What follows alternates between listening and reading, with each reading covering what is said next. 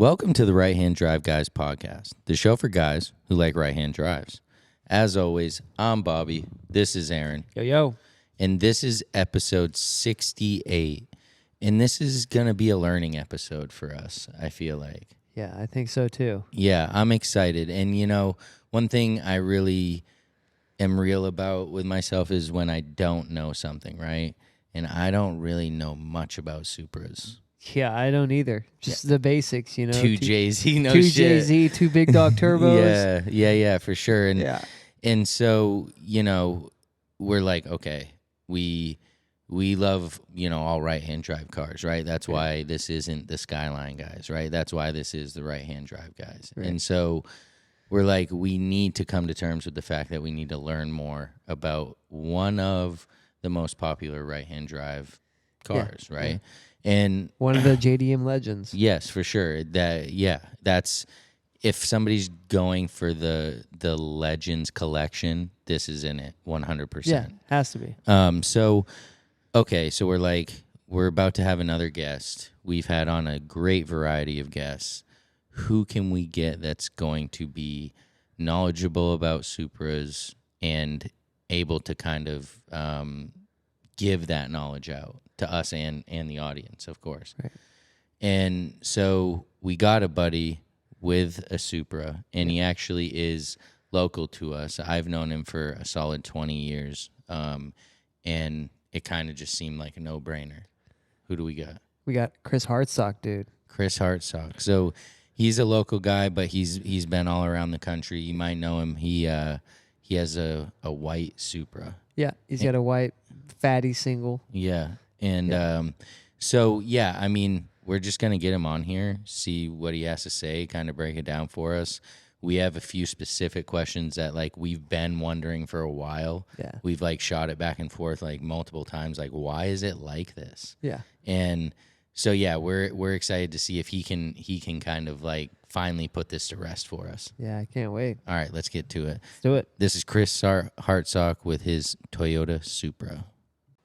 All right, and here we are with the homie, Chris Hartsock. What's up, Chris? Hey, guys. How you doing? Pretty good, man. Pretty good. And so, of course, we had you on here because you are the Supra guy. You know, you've had a Supra for how long? Going on. Well, so I had my first car was an 85 Supra. So the Mark II, non-turbo, 5-speed. So I had that for like 3 or 4 years, but I got my Mark IV it'll be 4 years ago this summer. Yeah, so nice. you've got some seat time, even though, right, Yeah. I guess it's hard to have seat time because sometimes the shop take up some of your time when you get work done. I experienced that myself. Dude, yeah. Well, so I dropped my car off to get the motor done pre-COVID, like February of the COVID year. So the shop had it for like till October. So it was like 5 months longer than anticipated. Yeah. So yeah. That's tough. So, okay, let me rewind because there's so much that we can talk about. First, of course, we know you, right? But, like, let the listeners know a little bit about yourself. Like, what do you do? What do you drive? You know, what's the deal with Hartsock? Yeah. So I do energy infrastructure for the majority of my 13 years in the field. I've traveled all over the country, lived in so many different places from 2-3 months to 3 years, just kind of all over the place, East Coast, West Coast, Texas. And it was actually kind of cool because while I was in those areas, we were able to like attend car events and stuff. So the culture differences were really cool to experience. But for the majority of the time, I had a 1-ton dually, and I mean, it was sweet. I mean, it was on 24s. It was like, it was stout. It was a nice truck, had a bunch of mods done. But like, I've always had a car. I've always had like a project car. I bought my Evo in 2010, still have it. So I've just always had something to work on and play with. I started out with Hondas. I did my first big like project on my own was an auto to manual conversion, and I did a JDM GSR swap at the same time. That was like in the forum days. Yeah, oh, for So sure. yeah. So like that was like '08, and then got the Evo, did a bunch of stuff, and then just when I was traveling, I kind of didn't have a place for the car on the road. You know what I mean? Yeah. So I did feel like there was a part of me that was kind of missing, because I'd go to these events and I'd see like everybody had their cars there, and I mean, And you were just all a I had was the spectator, dually. right? Yeah. Right? Yeah, exactly. Yeah. So I got the Supra. It had always been like a dream car. You know what I mean? Like I always wanted a hardtop. And then one day we found it on Marketplace, and yeah, so I've had it ever since, and I've been super super happy with it. Where was that on Marketplace? Uh, so I found it. We were in Philly at the time, and it was in the Philly area. It was just outside of King of Prussia, so not far Oh away. It was yeah, like not 20 bad. minutes, 30 minutes away, and it was white. It was perfect, hard top, clean everything. No accidents. All original glass, panels, everything. I got really really lucky. Dang, yeah, that is pretty lucky. And so, when of course, Supra's the dream car, right? But like there's there's RX-7 Skylines, NSX's, you know the list, the Legends list, right? So Yeah. what made you choose the Supra over all the other Legends? So I had just kind of like I had a budget, right? And I really only wanted to spend like 15, 20 grand. That was like kind of a fun car that I could tote home while traveling. You know what I mean? Just to play with. And it wasn't necessarily something that needed to be super reliable. So I found this like straight up drift car, dude. Like it was a 94 FDRX7 with a 1J swap. And Wow. like I saw it on Marketplace and I was like, it was for 14.5 and it was down in Maryland. So it was only a couple hours from where I was staying in Philly. And like I started getting hyped.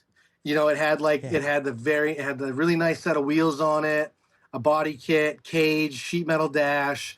I mean, like this car was like Race super car. dirty. Yeah, straight up Sounds like Lexan trouble. windows. So I was like, because I was out of state, I didn't really care what the laws were because I'm only there to have fun. You know what I mean? So whatever. So like I had been like hyped up on this car for a couple days, and it was difficult with my work schedule to like kind of go see it. So this Friday night, I told this dude that I was like, get at me in the morning. It's Saturday. I can take the day off. I'll come and get it. And I was traveling, so getting cash out of the ATM when your banks aren't around and that much money is like Yeah. kind of challenging to do. Yeah. So like it took planning on my end. And I messaged the dude that Saturday morning, and someone came from Ohio at like 3:30 a.m. and bought it. Wow. And What? dude, I was That's bummed. hustling. I was bummed. I'd always wanted an FD. Like that's just like, you know what I mean? The 90s cars, as long as it was in that group, I was happy and it fit the budget. So I was bummed. I was pretty bummed out. And then the weekend went by, and I sure enough, man, my Supra popped up on Marketplace, and I think I messaged the dude within like 30 minutes. Whoa. And What a hawk. yeah, Yeah. I was on it, and I was like, but here's the thing: the guy wanted like twice as much as I wanted to spend, twice as much as the FD. Yeah. So, which now post COVID, would is an unheard of deal. So, I'm glad that I pounced on it when I did. Yeah. But so the guy was super cool. I still talk to him today. He's he's a good dude. Family man from PA. The reason he was selling mine was because he wanted a Targa that he bought. He bought the rolling shell and then restored it. And he wanted it. He was going to paint it royal sapphire pearl, which is like one of the super most desirable colors. Yeah. So that was he said he didn't want to. This car was so perfect, the one I bought from him, my white one, that he didn't want to dismantle it and do the interior swap. He just wanted to just start over with something else and just kind of sell it because just the amount of work and everything. So I messaged him, and I had a Texas number at the time. I was in PA, and I was like, "Hey man, first of all, I'm not like I'm not a scammer on here or anything, but like I'm legit. I'm from Maine. I want to buy this car. Like, because I thought as soon as he sees this out of state dude, he's like, yeah, okay, you know what I mean? You Right. know how marketplace Yeah, is. You're like, so wait, you're in So PA from Maine with a Texas number. Okay. yeah, yeah. I was like, I'm like 20 minutes away, dude. I'll be there after work. I'll go to the ATM with you and take all the money out that it'll let me take out. So you can see that I'm not like playing with you. I'm being for real. But like, I'll put as much of a down payment as I can on this right now because it's going to take me a little bit to get the money down here because my bank is in Maine and I'm in PA. And like, my work schedule is crazy.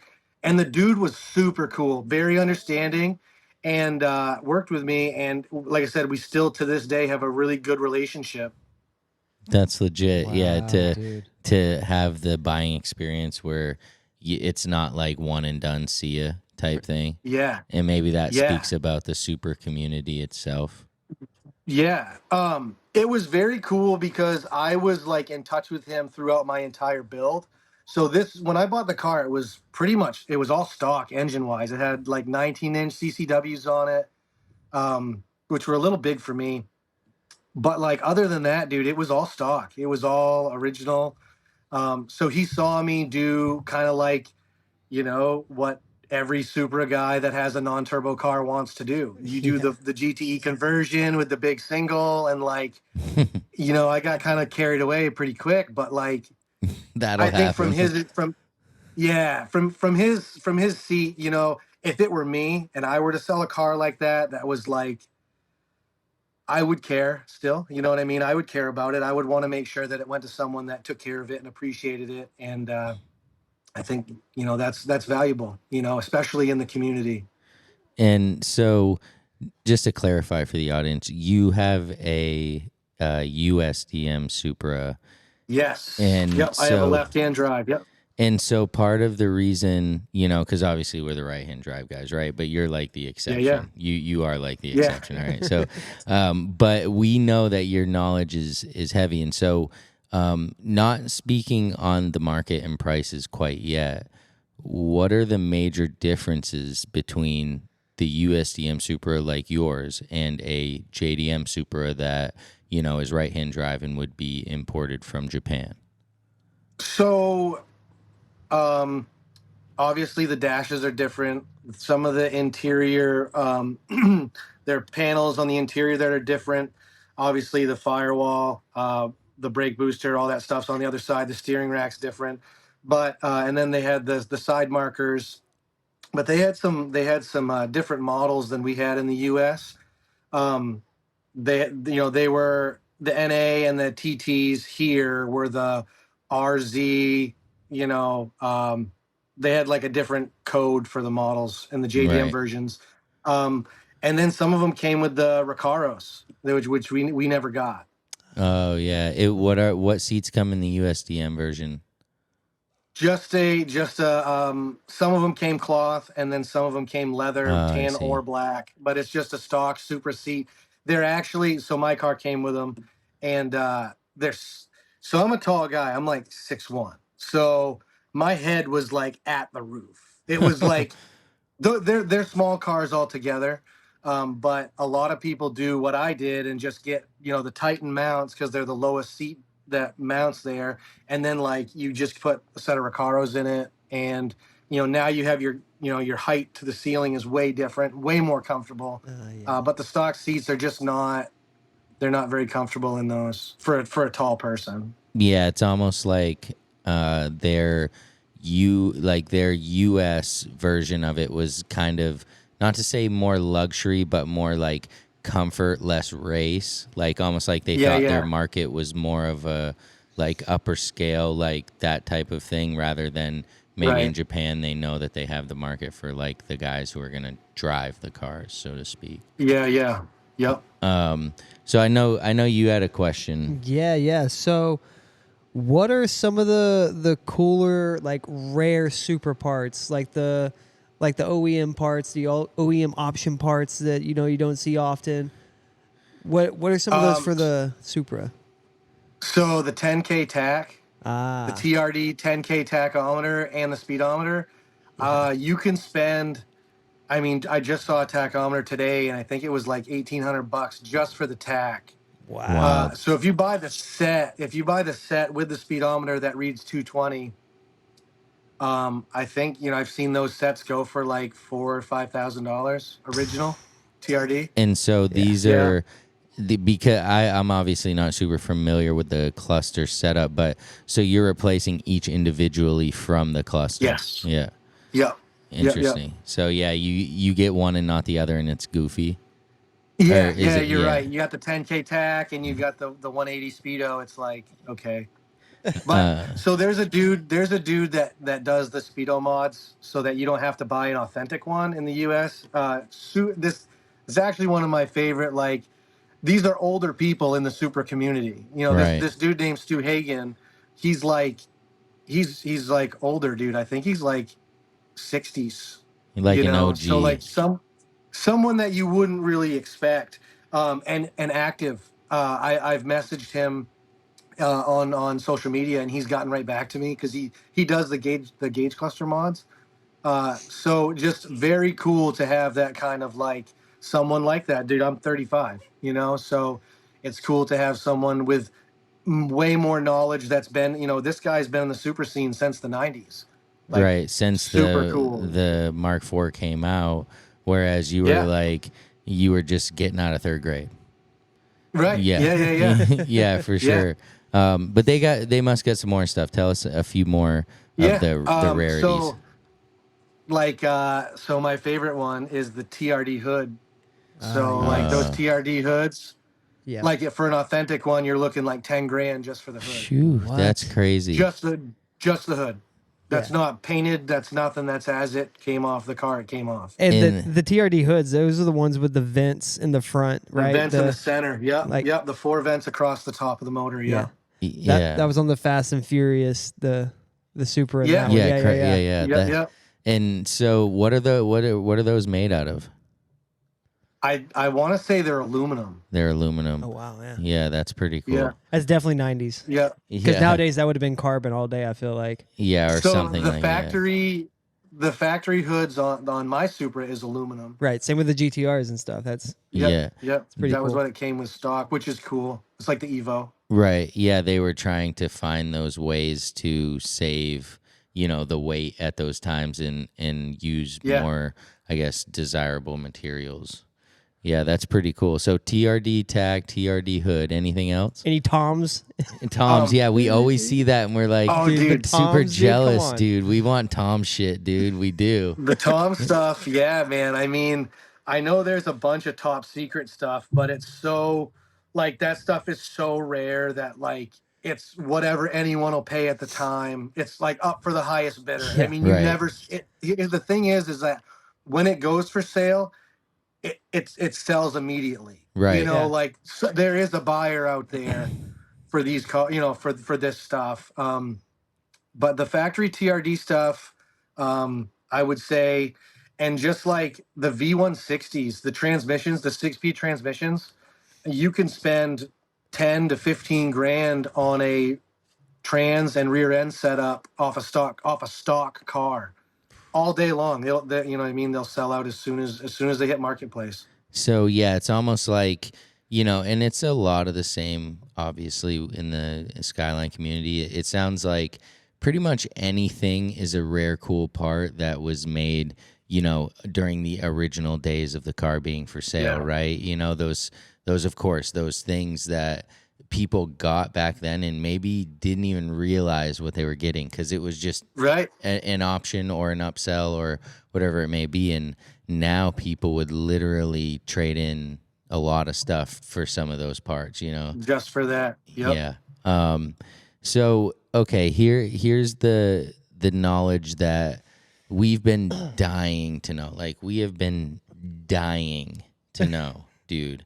Like it perplexes us, man, because our cars don't have a USDM counterpart, right? Like most of the cars, I mean, of course, like there's, the 240X SX and the, Sylvias, but like when it comes to Skylines, we don't have this. Like, why is there such a like price gap in the USDM and JDM cars. Like, what is it that makes the JDM car less desirable and the USDM car like so much more desirable? It's, growing up into Hondas, right? I went to Import Alliance, and like you see the Integra Type R, a real right-hand drive one for the first time, and you're like blown away. You know what I mean? Like they were way more expensive at that time than the US version.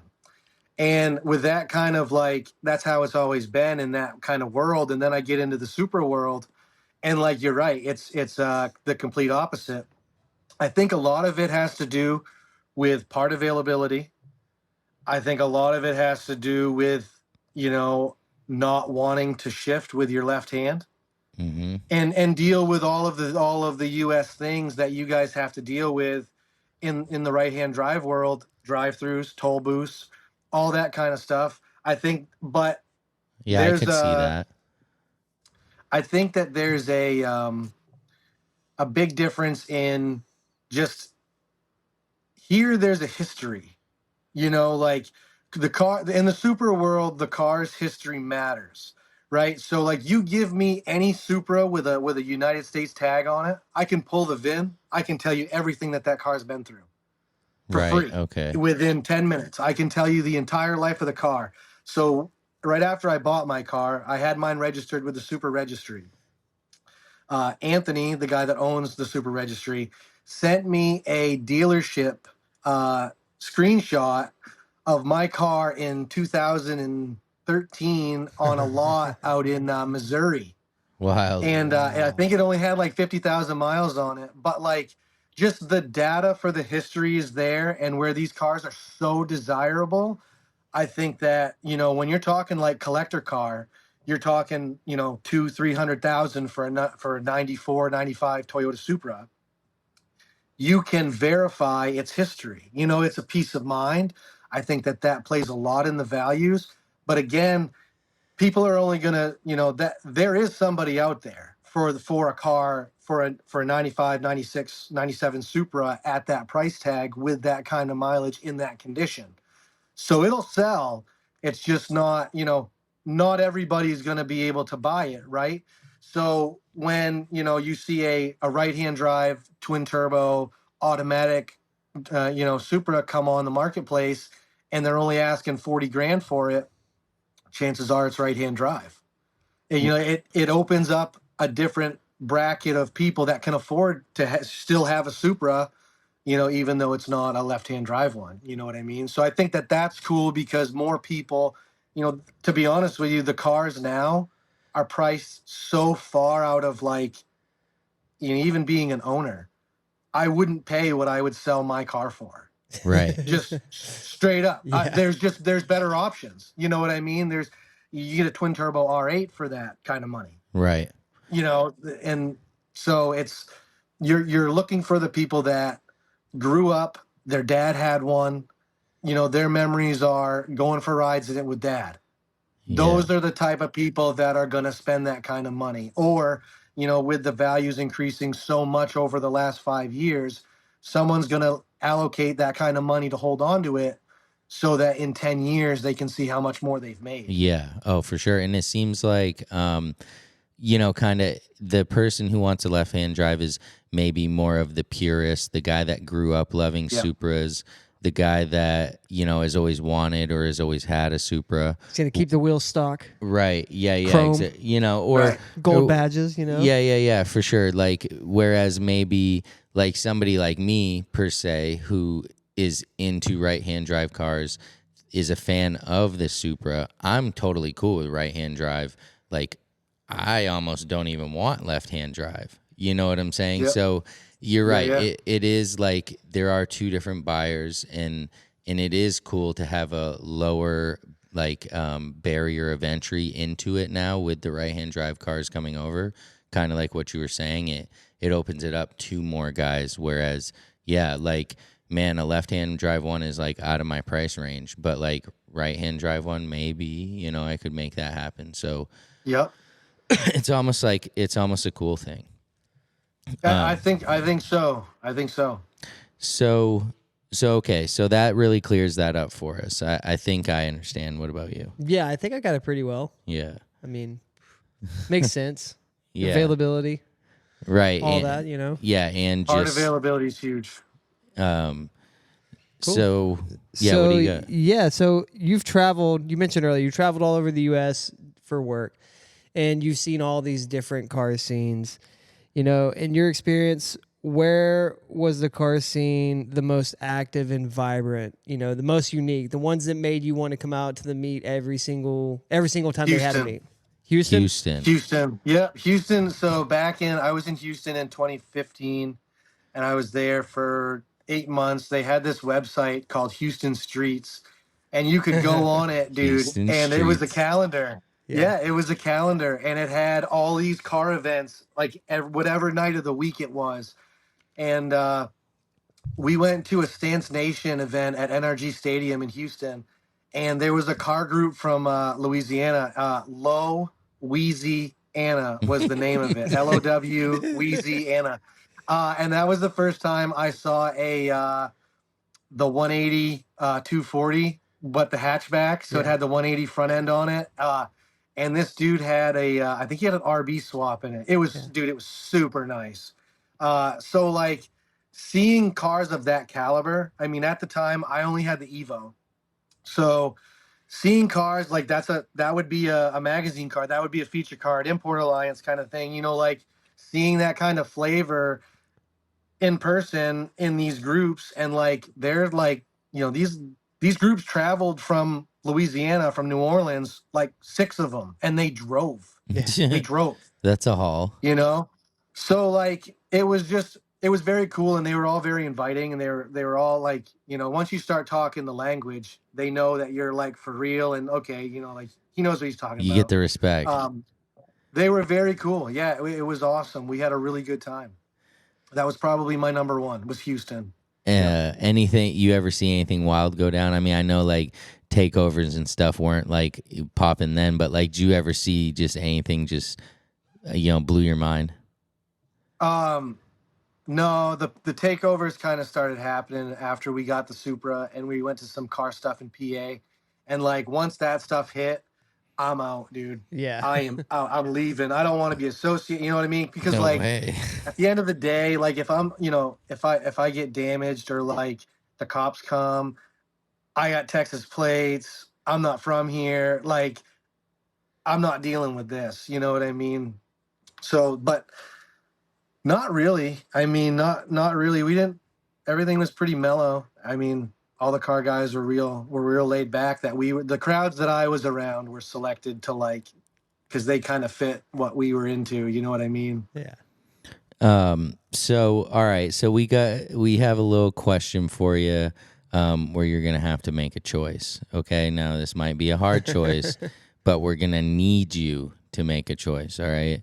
So all right, if you're out with the soup, okay, you're out mobbing, and someone comes up to you and they said they'll give you any car that you want, but they're taking the Supra and it's going in the crusher, would you do it, and for what car?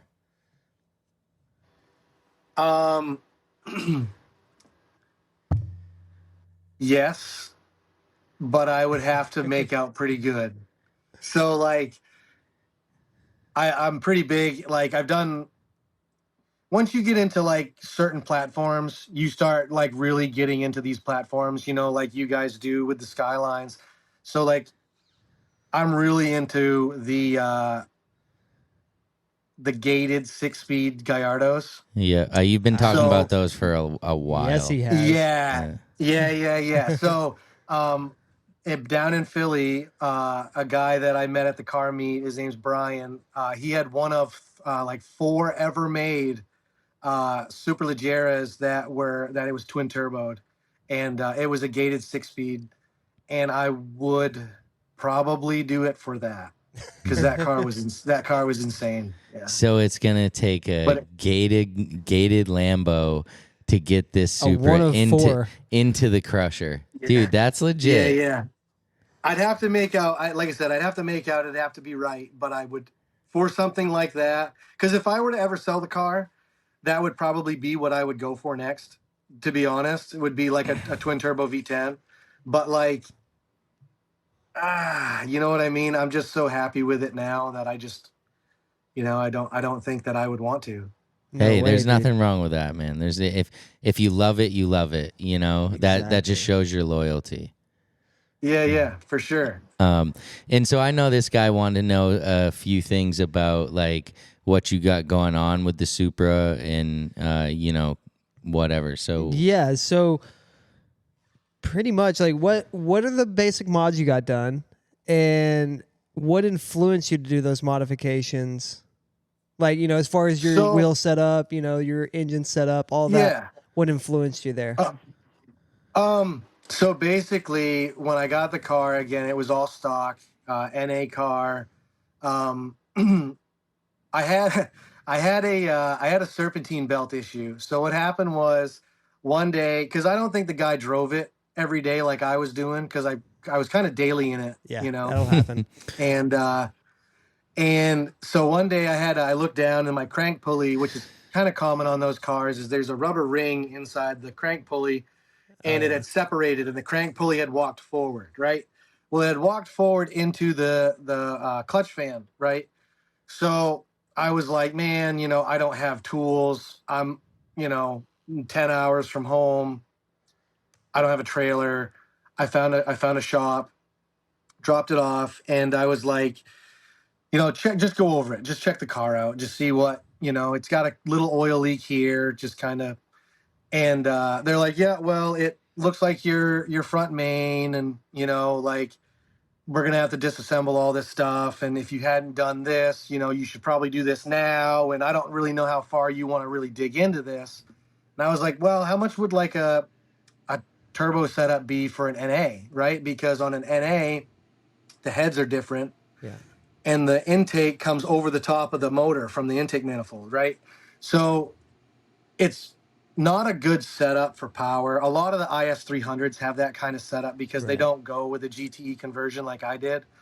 But if I had gone that route, I would have only been like 400 horse, and it really wouldn't have been like, to me, a real turbo Supra, right? no, that would have been like 300 or 400 That'd have been a horsepower. fake What's turbo that? Supra. Yeah. Right. So it was like, so that setup was going to run me like 20 grand For for the everything, NAT. for the NAT. Yep. Yeah. So I was like, well, if I did a GTE conversion, swap the head, did a forward facing the manifold, like if I did all of the major stuff, how much room would it give me to grow later on down the road, so I'm not having to respend this money? Because at the end of the day, if I had gone with the NAT, the IS300 kit, eventually I would have gone with the GTE setup because I would have wanted more, Right. right? 100%. So then COVID hit, and we ended up going with a bigger turbo. And then like I just started kind of changing things. And next thing you know, like it was twice as much as I had Yeah. anticipated. But like, Classic. there's tons of room. There's tons of room to grow. As far as the wheels, it came on the 5-spoke CCW SP500s, but they were 19s, and to me, 19s on that car were a little too big. Yeah. So I had always I'd always really, really wanted CCWs, 3-piece classics, fully polished, right? So Did you have those one on the day Evo? Sorry, but did you have those on the Evo? I have a set of the race classics on the Oh, Evo. okay. They're just a good looking wheel. Yeah, They're yeah, just a yeah. good I get looking it. wheel, I right? get it, dude. I get it. So so but I had never bought a brand new set before. So I was actually looking at buying a brand new set of American Force dually wheels for my dually, and they were like, dude, it was ridiculous. So I was like, nah, man, I'll just buy the CCWs brand new and like custom order them. So That's cool. the lips, the faces, the bolts, the barrels, they're fully polished wheel. And like I still remember, I still have videos from unboxing them because they were so nice. But the kind of it's a common look in the super world, but in my opinion, it's such a nice wheel. They're so well put together. They tie the car in so nicely. They look nice. They clean up nice. I'm super happy with it. The way the car's sitting. Yeah, when you I got opted to those, they go. were super like popular at the time because I remember I wanted a set for my EK9. Like they were like hot. Like not that they're Yeah. not now, but they were like almost re-emerging in the scene at that point, and like Yeah. And definitely. I've seen those on everything Oh from yeah, from Civics to Vipers. Like yeah. It's a Yeah. it's wild one of those thing. wheels that can literally get put It on was literally a. anything. I want to say it was like a 5 month or 6 month wait Damn. when I ordered them. Yeah, I called a dude that I talked to is Andrew. I still have his email address because I have the spec sheet saved. Oh, nice. Uh, Got to. yeah, and Supra fitment. Yeah. Um, but as far as like engine wise, it's pretty stout. It's got a build head on it with a 76 millimeter GTX 4202. Um, Oof. it's got room to grow for sure. I mean, I definitely right now turned all the way down. I'm right about 620 wheel, which is perfect for the street, Right. honestly, because Fun like it's still. not it's 600 not horsepower. crazy. Perfect for the street. Yeah, it is. It is. Yeah, it is. I think my setup right now, maxed out, like total max effort, would be somewhere between 12 and 1300. But like, I I You pick my kid Supra up from dudes are daycare, freaking nuts, dude. Yeah. There's something wrong with you guys. I'm going to tell you that right now, dude. Oh, just turn it up about 12, 1300. Yeah, dude. And What they've been the doing that fuck? forever, dude. I just remember back in the day, the Super guys would always be, they would do the BPU, the base performance upgrades or whatever, yeah. and they would be like 1,000 horsepower on the stock block, and it's like, how do you even do this? It's 2004. Like, how are you doing this? So yeah, so it's funny that you bring that up because like in the super world, there's a lingo. So BPU, right? Yeah. Basic power upgrades. That's bolt-ons. To Right. me and you, that's bolt-ons. Right. The Right. APU FBO, stuff yeah. is when you start getting those advanced power upgrades. So that's when you start getting into like head swaps and for built bottom end and then you kind of graduate from that when you do the full motor build and standalone and that kind of stuff. You know what I mean? But Yeah. Yeah. it's funny. It's funny because that's really the only I mean, the GTR guys.